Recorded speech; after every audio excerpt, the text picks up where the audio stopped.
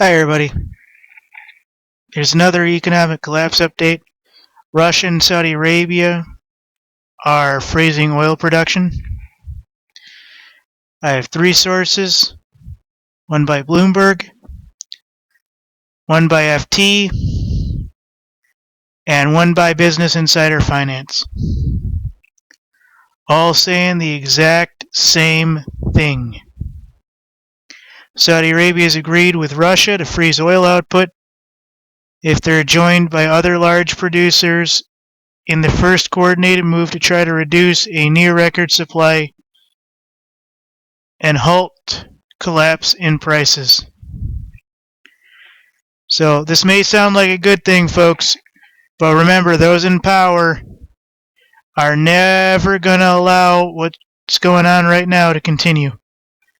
So I don't like this any more than you do, but this is what's going on. After watching oil prices fall 70% since 2014, Saudi Arabia's powerful oil minister Ali Al-Nami said an output freeze by some of the world's major producers should start to stabilize the markets. Let's see here. I'm trying to find out where Russia comes in. Okay, so you've heard Saudi's guy, Mohammed bin Salil al-Sada, is Qatar's energy minister, said that the deal was still contingent on other major producers agreeing to the same freeze. Basically, they got to get OPEC involved, and OPEC members pretty much don't want to do anything. But Venezuela oil minister Elagio Del Pino, who's led the diplomatic push for a deal, to travel to Tehran on Wednesday to meet with officials from Iran and Iraq. Bajin Zangnan, Iran's oil minister, said that the country would not give up its share of the market, according to Iranian news agency Shana. I'm trying to find something that says Russia real quick.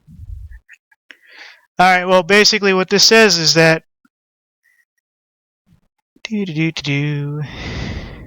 hang on, lost my train of thought.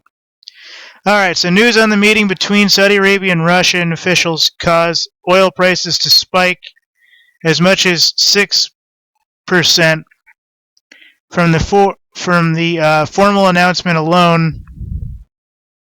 And this is also basically brought a global benchmark of 4%, stopping the basic price per barrel at $32.06.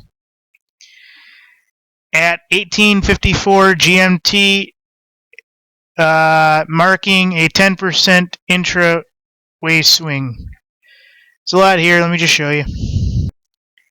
So it's currently worldwide pretty much at 32.06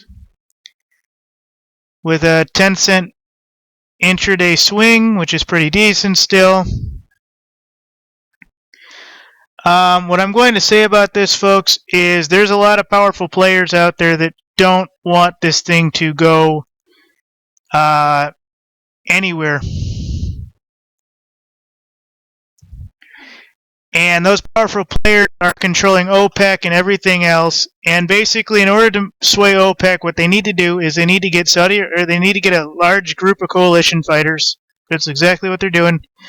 Call it whatever you want. It's basically the major producers of the oil. And then basically they can stand before OPEC and say, OPEC, look, we are here before you to show you that we want this done. And OPEC basically has to say, holy crap, okay, I agree. So tensions remain high over the civil war in Syria, with Moscow and Tehran propping up the regime in Bashar al-Assad, while Riyadh backs the opposition forces. But basically this has to be done. So let me show you something here, folks, because I want to show you what I just found out right now.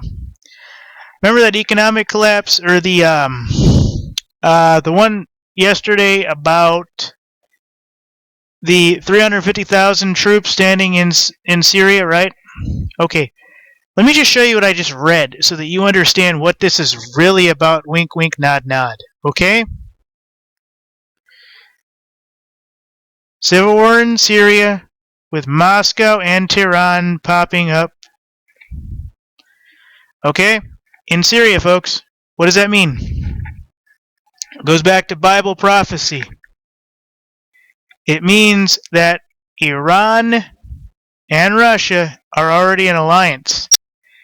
And Saudi Arabia has to come in and partner with Iran. That's what they're doing here. They're setting up an economic coalition to go into Syria. Basically, the only reason anybody's in Syria, I imagine, is probably for the oil. And guess who doesn't want them in Syria? Israel. Folks, I'm telling you, this is Bible prophecy stuff. I'm telling you, folks. There's a lot here. I have 1, 2, 3, 4, 5. I have 5 sources here, so there's a lot here. You guys can look this over. But, I mean, right there, that just tells you exactly what that's about. Thank you.